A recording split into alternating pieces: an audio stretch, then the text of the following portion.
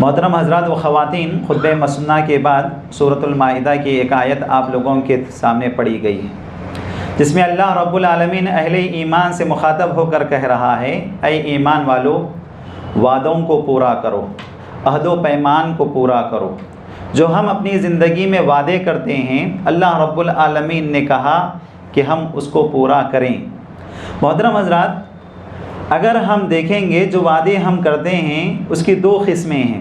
ایک وعدہ جو انسانوں کے درمیان ہوتا ہے، ایک انسان کا کسی انسان سے وعدہ، ایک فرد کا کسی فرد سے وعدہ، ایک تاجر کا کسی تاجر سے وعدہ، ایک ملک کا دوسرے ملک سے وعدہ، یا ایک قوم کا دوسرے قوم سے وعدہ، یا ایک خاندان کا دوسرے خاندان سے وعدہ۔ الغرض انسان کے درمیان ہونے والے وعدے، یہ پہلی قسم ہے۔ دوسری قسم انسان کا رب سے وعدہ، کہ ہم بہت سارے موقعوں پر اللہ رب العالمین سے وعدے کرتے ہیں، یہ کہتے ہیں اللہ تو یہ چیز مجھے نوازے گا تو میں یہ کر دوں گا۔ یہ بہت سارے وعدے ہم اللہ تعالیٰ سے کرتے ہیں، اور اللہ رب العالمین نے بندوں سے بھی وعدہ کیا ہوا ہے کہ اگر ہم اس دنیا میں اچھے عمل کریں گے، اللہ کا وعدہ ہے کہ اللہ تعالیٰ جنت عطا کرے گا، اور اللہ سے بڑھ کر وعدوں کو پورا کرنے والا کوئی اور نہیں ہو سکتا۔ محترم حضرات، جو اس آیت میں جو میں نے پڑھی، اس آیت میں جو اللہ رب العالمین نے اہل ایمان سے مخاطب ہو کر جو وعدوں کو پورا کرنے کے لیے کہا، یہ دونوں قسمیں مراد ہے۔ یعنی وہ وعدے جو ہم انسانوں کے درمیان کرتے ہیں، وہ وعدوں کو بھی ہمیں نبھانا ہے۔ وہ وعدے جو ہم نے رب سے کیے ہیں، اسے بھی ہمیں پورا کرنا ہے۔ یقیناً پیارے نبی صلی اللہ علیہ وسلم ہر خطبہ جمعہ میں یہ کہا کرتے تھے کہ ہم اپنے وعدوں کو پورا کریں۔ پیارے نبی صلی اللہ علیہ وسلم نے دیندار انسان کی، اچھے انسان کی یہ علامت بتائی کہ وہ وعدوں کو پورا کرنے والا ہوتا ہے۔ عمران بن حسین رضی اللہ تعالی عنہ فرماتے ہیں، جب کبھی پیارے نبی صلی اللہ علیہ وسلم ہمیں خطبہ دیتے تو یہ خطبے میں یہ لفظ ضرور کہا کرتے، لا ایمان لمن لا امان لہ۔ وہ شخص ایمان والا نہیں ہو سکتا جو امانت کا پاس و لحاظ نہیں رکھتا، جو خیانت کرتا وہ انسان ایمان والا نہیں ہو سکتا۔ اور پیارے نبی صلی اللہ علیہ وسلم کہا کرتے، لا دین لمن لا عہد لہ۔ وہ شخص دیندار نہیں، وہ شخص اچھا انسان نہیں جو وعدہ کرنے کے بعد وعدے کو نبھانے والا نہیں ہوتا۔ محترم حضرات، اگر آپ شریعت کا مطالعہ کریں گے، شریعت نے اس حد تک کہا کہ کوئی اگر انسان وعدہ کر کر وعدے کو توڑتا ہے تو در حقیقت وہ منافق ہے۔ منافق کے جو پیارے نبی صلی اللہ علیہ وسلم نے علامتیں بتائی ہیں، ان میں سے ایک علامت پیارے نبی صلی اللہ علیہ وسلم نے کہا کہ وعدے کرنے کے بعد وعدوں کو توڑتا ہے یہ منافق۔ نبی صلی اللہ علیہ وسلم نے فرمایا، اذا حدث کذب، منافق وہ ہے جو بات کرے تو جھوٹ بولے، واذا وعد اخلف، جب وعدہ کرے تو وعدہ خلافی کرے، واذا اؤتمن خان، جب اس کے پاس کوئی امانت رکھی جاتی ہے تو امانت میں خیانت کرتا ہے، جب وہ لڑائی جھگڑے پر اترتا ہے تو گالی گلوز دینے لگتا ہے۔ یہ نبی صلی اللہ علیہ وسلم نے 4 علامتیں بتائی، تو پتہ چلا کہ منافق کی علامت، منافق کی پہچان یہ ہے کہ وعدوں کو کرنے کے بعد وعدوں کو توڑنے والا ہوتا ہے۔ جب ہم قرآن مجید پڑھتے ہیں تو ہمیں قرآن مجید میں انبیاء علیہ السلام کے کئی ایک واقعات بیان کیے گئے ہیں۔ اللہ رب العالمین نے قرآن مجید میں بیان کیا کہ انبیاء علیہ السلام کی خوبی اور خصوصیت یہ ہے کہ جب کبھی وہ وعدوں کو کرتے ہیں تو وعدوں کو نبھانے والے ہوتے ہیں۔ اللہ رب العالمین نے ابراہیم علیہ السلام کا تذکرہ کیا۔ ابراہیم علیہ السلام اپنے باپ آزر کے سامنے توحید کی دعوت دیتے ہیں۔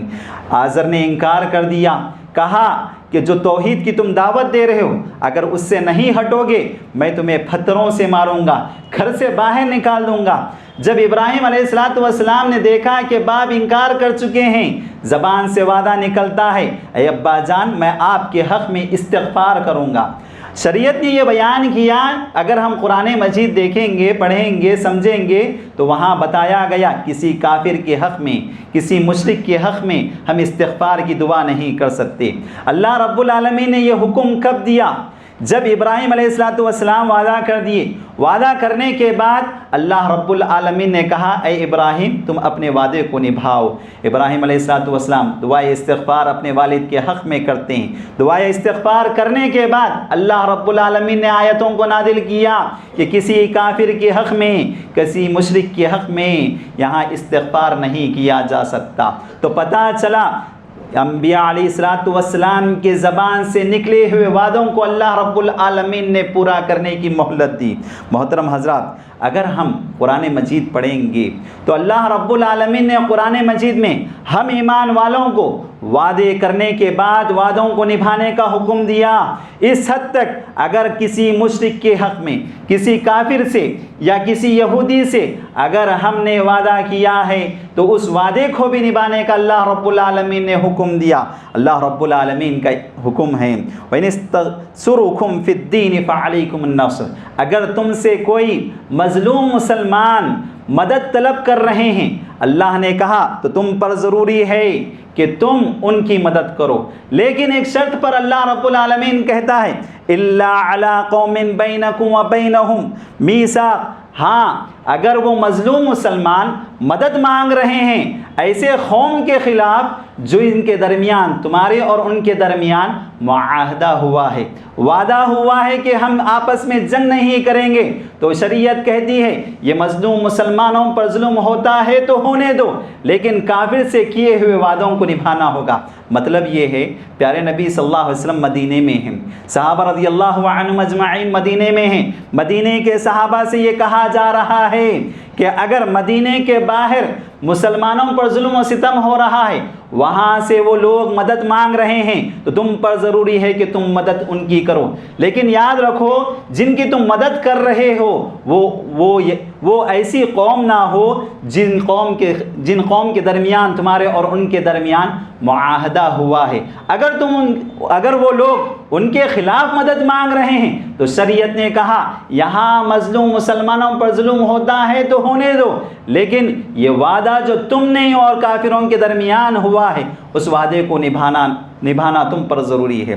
مثلا اگر آپ سیرت النبی صلی اللہ علیہ وسلم کا مطالعہ کریں گے، سیرت النبی صلی اللہ علیہ وسلم میں صلح حدیبیہ کا ایک واقعہ ہے۔ آپ غور کر دیکھو، اللہ کے نبی صلی اللہ علیہ وسلم خواب میں دیکھتے ہیں کہ عمرے کے لیے نکل رہے ہیں۔ اللہ کے نبی صلی اللہ علیہ وسلم نے صحابہ کو حکم دیا کہ ہمیں عمرے کے لیے نکلنا ہے۔ 1400 صحابہ رضی اللہ عنہم اجمعین مدینے سے نکلے احرام باندھ کر۔ مقصد کیا تھا؟ عمرہ کرنا مقصد تھا، لیکن کفار و مشرکین نے پیارے نبی صلی اللہ علیہ وسلم کو حدیبیہ کے میدان میں رکا دیا، کہا یہاں سے آپ آگے نہیں بڑھ سکتے ہیں۔ یہاں مسلمان اور کافروں کے درمیان وعدے ہوئے، معاہدہ ہوا، کچھ شرطیں رکھی گئیں۔ ان شرطوں میں ایک شرط یہ رکھی گئی کہ اگر مکے سے کوئی مسلمان مدینہ آتا ہے تو مدینے کے لوگوں کو واپس کرنا ہوگا۔ ہاں، مدینے کا کوئی آدمی ہمارے پاس مکہ آ جاتا ہے تو ہم اسے واپس نہیں کریں گے۔ سخت شرط تھی، کٹھن شرط تھی، لیکن اللہ کے نبی صلی اللہ علیہ وسلم راضی ہو گئے۔ صحابہ رضی اللہ عنہم اجمعین نے کئی مرتبہ نبی صلی اللہ علیہ وسلم سے کہا اے اللہ کے نبی صلی اللہ علیہ وسلم یہ شرط یقیناً ہم پر شاق گزر رہی ہے، لیکن اللہ کے نبی صلی اللہ علیہ وسلم نے کہا کہ اللہ راہیں نکالنے والا ہے، راستے نکالنے والا ہے۔ یہاں صلح ہو گئی، وعدے ہو گئے۔ اچانک ابو جندل رضی اللہ تعالی عنہم زنجیروں میں جکڑے ہوئے، اپنے آپ کو بچاتے ہوئے، مظلوم ہے، مکے میں بے انتہا ظلم و ستم ہوا ہے، وہ آ گئے نبی صلی اللہ علیہ وسلم کے صف میں کھڑے ہو گئے، مسلمانوں کی صفوں میں کھڑے ہو گئے۔ جب جو معاہدہ کرنے والا شخص جس کا نام سہیل تھا، اس نے کہا یہ پہلا شخص ہے جس کو تم ہمارے حوالے کرو گے۔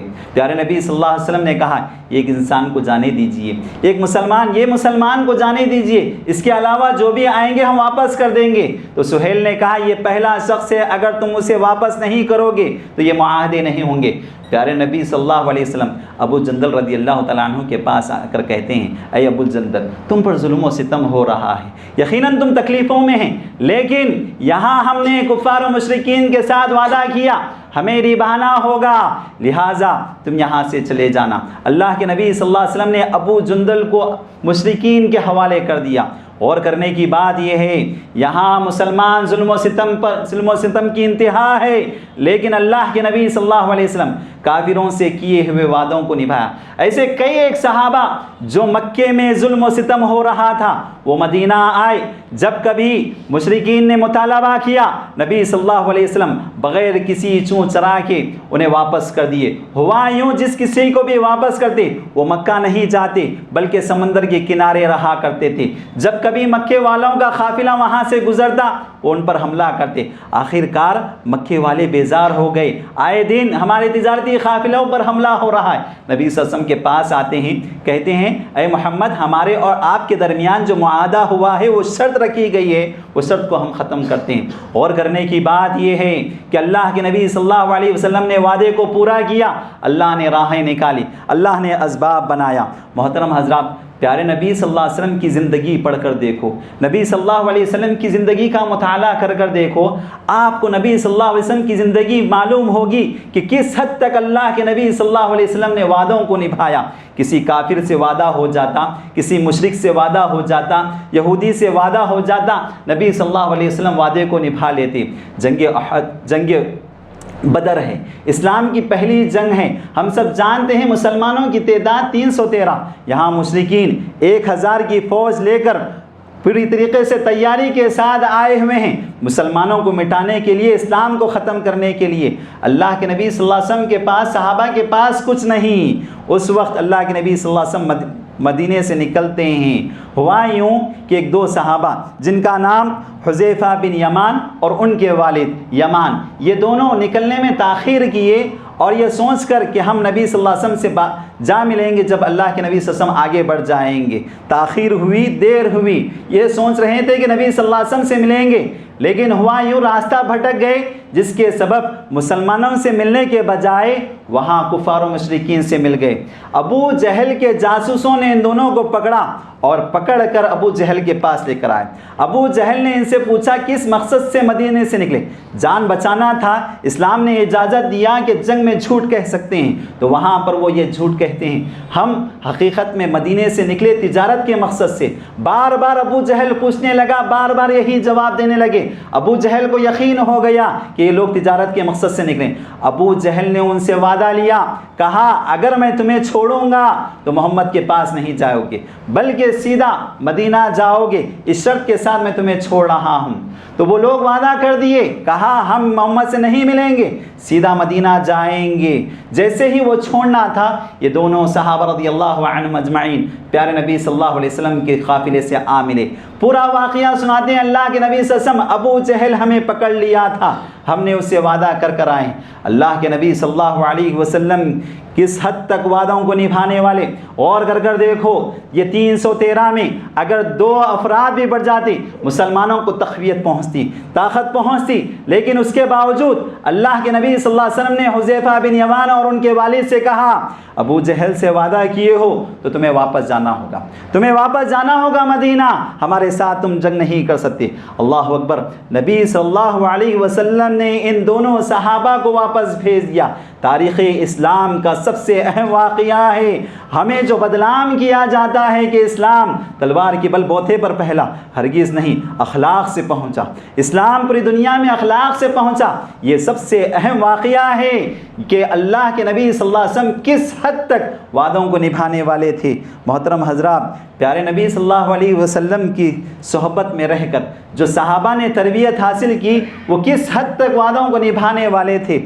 سفارت یعنی ایک ملک سے کوئی سفیر آنا، یہ بھی معاہدے کی ایک شکل ہے کہ کوئی سفیر بن کر آتا ہے۔ ایک پیارے نبی صلی اللہ علیہ وسلم کے ایک صحابی رسول ابو رافع رضی اللہ تعالی عنہ، مکے والوں نے انہیں سفیر بنا کر بھیجا، بھی وہ اسلام قبول نہیں کیے تھے۔ ابو رافع جب مدینہ پہنچے تو حالات دیکھتے ہیں، صحابہ کو دیکھتے ہیں، مسلمانوں کو دیکھتے ہیں، پیارے نبی صلی اللہ علیہ وسلم کو دیکھتے ہیں، اتنے متاثر ہوئے، پیارے نبی صلی اللہ علیہ وسلم کے پاس آ کر کہتے ہیں اللہ کے نبی صلی اللہ علیہ وسلم، یقیناً اسلام سچا مذہب ہے، میں اسلام قبول کرنا چاہتا ہوں، کلمہ پڑھنا چاہتا ہوں۔ اللہ کے نبی صلی اللہ علیہ وسلم سے کہتے ہیں اللہ کے نبی صلی اللہ علیہ وسلم، میں مسلمان ہونا چاہتا ہوں، میں مکہ پھر نہیں جاؤں گا، دوبارہ نہیں جاؤں گا۔ اللہ کے نبی صلی اللہ علیہ وسلم نے ابو رافع سے کہا اے ابو رافع، اسلام قبول کرنا چاہتے ہو یہ اچھی بات ہے، کلمہ پڑھنا چاہتے ہو یہ اچھی بات ہے، لیکن جو آپ نے یہ بات کہی کہ مکہ نہیں جاؤ گے یہ بالکل درست نہیں ہے، کیونکہ تم ایک سفیر ہو، مکے والوں نے تمہیں سفیر بنا کر بھیجا، لہذا تم یہاں سے چلے جاؤ، جب سفیر کی حیثیت ختم ہو جائے گی پھر مدینہ واپس پلٹ کر آنا۔ محترم حضرات غور کر دیکھیے، اللہ کے نبی صلی اللہ علیہ وسلم نے ابو رافع کو واپس بھیج دیا، کہا مکے والوں نے تمہیں ایک ذمہ داری دی ہے اور اس ذمہ داری کو نبھاؤ، وہ جب ذمہ داری ختم ہو گئی تو پھر بعد میں مدینہ آ جانا۔ ابو رافع رضی اللہ تعالی عنہ پھر مکہ جاتے ہیں، جب سفیر کی حیثیت ختم ہو گئی پھر پلٹ کر مدینہ آ جاتے ہیں، نبی صلی اللہ علیہ وسلم کی صحبت میں رہتے ہیں۔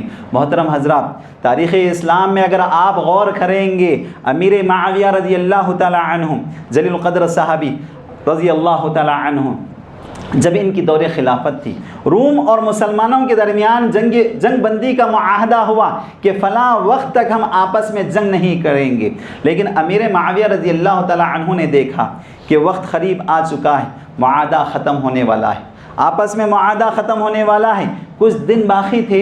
امیر معاویہ رضی اللہ تعالی عنہ نے سوچا کیوں نہ ہم مسلمانوں کی فوجوں کو سرحد پر ٹھہرا کر دیں، جیسے ہی یہ معاہدہ ختم ہوگا یہ روم پر حملہ کیا جائے گا۔ چنانچہ انہوں نے مسلمانوں کی فوج کو سرحد پر کھڑا کر دیا اور یہ حکم دے دیا کہ فلاں وقت پر یہ معاہدہ ختم ہونے والا ہے، جیسے ہی یہ ختم ہوگا تم روم پر حملہ کر دو گے۔ قربان جائیے پیارے نبی صلی اللہ علیہ وسلم کے جلیل القدر صحابی عمر بن عباسہ پر انہوں نے امیر معاویہ رضی اللہ تعالیٰ عنہ کے پاس آ کر کہا، اے امیر معاویہ یہ وعدہ خلافی ہے، وعدے کے درمیان کہ اپنی صفوں کو سرحد پر ٹھہرانا، مسلمانوں کی صفوں کو سرحد پر ٹھہرانا، اس مقصد کے ساتھ کہ اگر یہ معاہدہ ختم ہوگا تو ہم روم پر ٹوٹ پڑیں گے، حملہ کریں گے، یہ عہد خلافی ہے، وعدہ خلافی ہے، چنانچہ آپ اپنی فوج کو واپس بلائیں۔ امیر معاویہ رضی اللہ تعالیٰ عنہ کا احساس ہوا، سوچا کہ یقیناً میں وعدے کی خلاف ورزی کر رہا ہوں، چنانچہ پوری کی پوری فوج کو وہ واپس بلا لیتے ہیں، کہتے ہیں ہمارے اور روم کے درمیان جنگ بندی، آپس میں نہ جنگ کرنے کا معاہدہ ہوا ہے، لہذا اس درمیان میں جنگ نہیں ہوگی، اور پھر کہا جب معاہدہ ختم ہوگا پھر سے ہم روم پر حملہ کریں گے۔ محترم حضرات آپ دیکھیے ہم آپس میں کتنے معاہدے کرتے ہیں، وعدے کرتے ہیں اور وعدے پر وعدہ کر کر وعدوں کو توڑ دیتے ہیں، اور خصوصی طور پر معاملی معاملات میں غور کر دیکھیے ہم کتنے وعدے ہم اپنے ساتھی سے کرتے ہیں، اپنے دوست سے کرتے ہیں، اپنے بھائی سے کرتے ہیں، اپنے رشتہ دار سے کرتے ہیں، لیکن معاملی معاملات میں وعدے پر وعدہ کر کر وعدے کو توڑتے ہیں، اتنے توڑتے ہیں کہ وعدہ خود شرمندہ ہو جاتا ہے۔ آپ غور کر دیکھو آپس میں معاہدہ ہوتا ہے، وعدہ ہوتا ہے کہ فلاں وقت پر میں آپ کو پیسے دے دوں گا، لیکن وقت چلا جاتا ہے، پھر معاہدہ ہوتا ہے کہ میں فلاں وقت پر دوں گا، پھر وہ وعدہ ختم ہو جاتا ہے، مگر پیسے لوٹانے کا نام و نشان نہیں۔ لیکن آپ غور کر دیکھیے اللہ رب العالمین کی مدد اور نصرت اس بندے کے ساتھ ہوتی ہے جو بندہ وعدہ کرنے کے بعد وعدے کو نبھانے کی کوشش کرتا ہے، جستجو کرتا ہے۔ پیارے نبی صلی اللہ علیہ وسلم، بخاری کی روایت ہے، بنی اسرائیل کے دو مومن بندوں کا واقعہ سناتے ہیں۔ اللہ کے نبی صلی اللہ علیہ وسلم نے کہا کہ بنی اسرائیل میں دو افراد تھے، مومن بندے تھے، ایک بھائی نے دوسرے بھائی سے، ایک مومن نے دوسرے مومن سے قرض مانگا، کہا مجھے 1000 دینار دیجئے۔ دوسرے بھائی نے کہا بالکل دوں گا، لیکن شرط یہ ہے کہ آپ کسی گواہ کو لے کر آ جاؤ کہ میں تمہیں پیسے دے رہا ہوں، وہ اس پر گواہ رہے۔ وہ بندہ تلاش کرتا ہے، کوئی گواہ بننے کے لیے تیار نہیں، وہ بندہ آتا ہے کہتا ہے اپنے بھائی سے میں نے گواہ کو ڈھونڈنے کی کوشش کی، کوئی گواہ بننے کے لیے تیار نہیں، لیکن میں اللہ کو گواہ بنا رہا ہوں، میں اللہ کو گواہ بنا رہا ہوں۔ اس مومن بندے نے کہا میں نے گواہ پوچھا، تم نے اللہ کو گواہ بنا دیا، اس سے بڑھ کر اللہ سے بڑھ کر گواہ کون ہو سکتا ہے؟ پھر اس بندے نے کہا، اس بھائی نے کہا ٹھیک ہے گواہ نہیں تو ضامن لے کر آؤ جو تمہارے قرض کو پورا کر سکے، یعنی اگر تم قرض نہیں دو گے تو وہ انسان مجھے قرض واپس کرے گا۔ تو وہ ڈھونڈتا ہے، تلاش کرتا ہے، کوئی ضامن بننے کے لیے نہیں، کوئی کفیل بننے کے لیے نہیں، وہ آتا ہے اپنے دوست سے کہتا ہے کہ مجھے کوئی کفیل نہیں ملا، کوئی ذمہ دار نہیں ملا، میں اللہ رب العالمین کو ضامن بناتا ہوں۔ اس بندے مومن نے کہا میں نے تم سے گواہ پوچھا، تم نے اللہ کو گواہ بنا دیا، میں نے تم سے ضامن پوچھا، تم نے اللہ کو ضامن بنا دیا۔ اللہ سے بڑھ کر ضامن کون ہو سکتا ہے؟ اللہ سے بڑھ کر گواہ کون ہو سکتا ہے؟ 1000 دینار اٹھایا اور اس کے حوالے کر دیا۔ محترم حضرات، دونوں میں معاہدہ ہوا کہ فلاں وقت تک میں یہ پیسوں کو لوٹا دوں گا، اور یہ دونوں وعدہ کر کر جدا ہو جاتے ہیں۔ پیارے نبی صلی اللہ علیہ وسلم کہتے ہیں ان دونوں بھائیوں کے درمیان، ان دونوں بھائیوں کی بستیوں کے درمیان ایک دریا حائل تھی، ایک دریا حائل تھی، اور یہ بندہ معاہدہ جیسا پورا ہوا، وقت آ گیا پیسوں لوٹانے کا، 1000 دینار لے کر اس دریا کے کنارے کھڑا ہوا ہے، یہ سوچ کے ساتھ کہ کشتی آئے گی اور میں اس پر سوار ہو جاؤں گا، اس کنارے پہنچوں گا، اپنے بھائی کو واپس کر دوں گا۔ یہاں صبح سے شام ہو گئی کشتی کے انتظار میں کہ کشتی آئے، اس پر بیٹھوں گا اور سوار ہو کر وہ اپنے بھائی کو واپس لوٹا دوں گا۔ صبح سے شام ہو گئی، کوئی کشتی نہیں آئی۔ یہ بندے مومن اللہ کے دربار میں ہاتھ اٹھاتا ہے، کہتا ہے پروردگارا میں نے اپنے بھائی سے معاہدہ کیا ہے، وعدہ کیا ہے، اور میں نے تجھے ضامن بنایا اور تجھے گواہ بنایا۔ اے پروردگارا عہد ٹوٹ رہا ہے، وعدہ ٹوٹ رہا ہے، اللہ میری مدد کر، میری نصرت کر، میری مدد فرما۔ اللہ رب العالمین نے اس کے ذہن و دماغ میں یہ بات ڈالی کہ ایک لکڑی لیا، وہ اپنی ایک لکڑی لیتا ہے، اس کو چیرتا ہے اور 1000 دینار اس میں رکھ دیتا ہے، اور ساتھ ہی ساتھ ایک خط لکھ دیتا ہے، کہتا ہے اے میرے بھائی میں اسے لوٹانے کے لیے پوری کوشش کیا، لیکن صبح سے شام ہو گئی، کوئی کشتی نہیں آئی، مجھے امید ہے، اللہ پر یقین ہے، اللہ پر بھروسہ ہے، یہ پیسے تم تک پہنچ کر رہیں گے۔ اللہ اکبر۔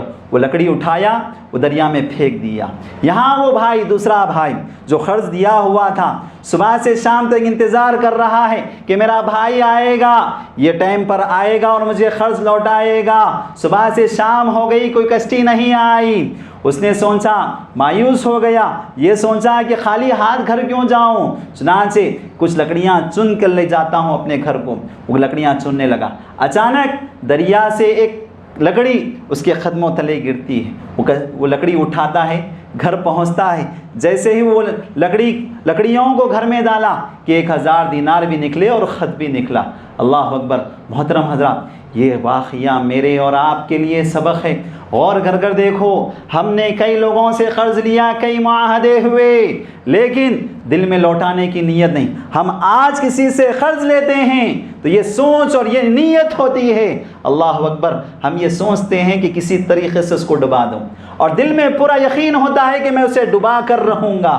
محترم حضرات، اللہ کی مدد، اللہ کی نصرت اس بندے کے ساتھ شامل حال ہوتی ہے جو بندہ خلوص نیت کے ساتھ واپس لوٹانے کی کوشش کرتا ہے۔ پیسوں کے معاملے میں کئی ایک وعدے ہم کیے ہوئے ہیں، ان وعدوں کو نبھاؤ، اللہ کی مدد آئے گی۔ خلوص نیت کے ساتھ اللہ رب العالمین سے مدد مانگو، اللہ رب العالمین مدد کرنے والا ہے۔ محترم حضرات، عہد و پیمان کی ایک شکل، وعدوں کی ایک شکل، وہ کافر، وہ مشرک جو کسی اسلامی ملک میں رہتے ہیں، شریعت کہتی ہے کہ ان کی حفاظت کرنا، ان کے مال کی، ان کے عزت کی، ان کے آبرو کی حفاظت کرنا اسلامی حکومت پر فرض ہے، اس مسلمانوں پر فرض ہے۔ شریعت نے کہا کہ اگر کسی کافر کا قتل ہو جاتا ہے اس کی دیت دینا ہوگا۔ اللہ رب العالمین کہتا ہے من قتل معاہدن، اللہ کے نبی صلی اللہ علیہ وسلم نے فرمایا جو کسی کافر کو قتل کر دے، کسی انسان کو قتل کر دے جو معاہدے میں تھا، جو وعدہ کیا ہوا تھا، اسلامی حکومت میں رہ رہا تھا، اللہ کے نبی صلی اللہ علیہ وسلم فرماتے ہیں لم یرح راہ الجنہ، وہ جنت کی خوشبو بھی نہیں پائے گا۔ محترم حضرات، شریعت قرآن و حدیث کو پڑھ کر دیکھیے، ہمیں قدم قدم پر اللہ رب العالمین نے، پیارے نبی صلی اللہ علیہ وسلم نے وعدوں کو نبھانے کی تعلیم دی، لیکن بڑے افسوس کے ساتھ کہنا پڑتا ہے ہم اس معاملے میں بڑے کمزور ہیں۔ ہم نے یہ معصوم بچوں سے کتنے وعدے کیے، بار بار وعدہ کرتے ہیں لیکن ہم وعدوں کو توڑتے ہیں۔ ہم اپنے بھائیوں سے وعدہ کرتے ہیں، وعدوں کو توڑ دیتے ہیں۔ ہم اپنی بیویوں سے وعدہ کرتے ہیں، وعدوں کو توڑ دیتے ہیں، ہر معاملے میں وعدہ کرتے ہیں، وعدوں کو توڑ دیتے ہیں۔ یقین مانیے یہ وعدے کرنے کے بعد وعدوں کو توڑنا یہ منافقون کی علامت ہے، نفاق کی علامت ہے۔ اللہ رب العالمین سے دعا ہے کہ اے پروردگارہ ہمیں وعدوں کو نبھانے کی توفیق عطا فرما، اے پروردگارہ جو کچھ ہم نے سنا ہے اس کو صحیح معنی میں عمل کرنے کی توفیق عطا فرما، آمین یا رب العالمین۔ الحمدللہ رب العالمین، صلی اللہ علیہ وسلم۔